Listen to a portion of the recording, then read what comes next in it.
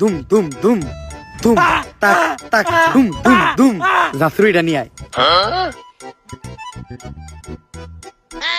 না না না না, এটা করিস না। লেবুর ভিতরে ঢুকবি নাকি কইরা দিমু চুদলিং পং? আমি এনে ঢুকতেছি, কিন্তু মনে রাখিস আমি ফিরবো, আমি আবার ফিরবো।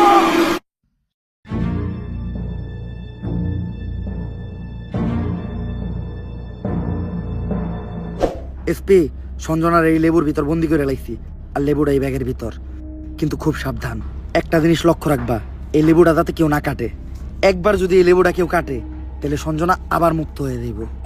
ঠিক আছে বাবা, আর আমার উপহারের 10 লাখ টাকা ওইটা অলরেডি আপনার হোয়াটসঅ্যাপে পাঠিয়ে দিছি। হোয়াটসঅ্যাপে?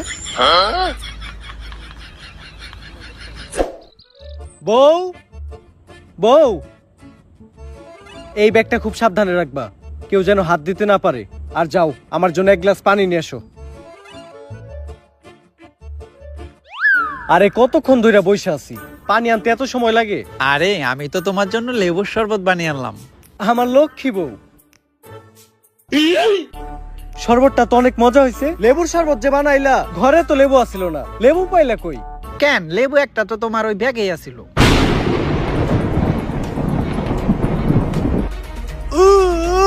কি গো, কি হলো তোমার? কেমন করতেছো কেন তুমি?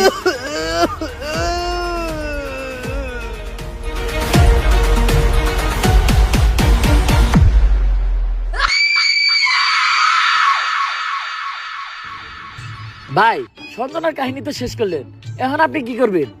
ভাবতাছি বই লেখমু একটা, পাবলিক রে ভোদাই বানানোর গর্জন। ব্যবসা খারাপ না, পাবলিক ভোদাই হতে চাইলে আমি বানাবো। পাবলিককে ভোদাই বানানোর এই উপায় পুরো দুনিয়াকে জানাবো।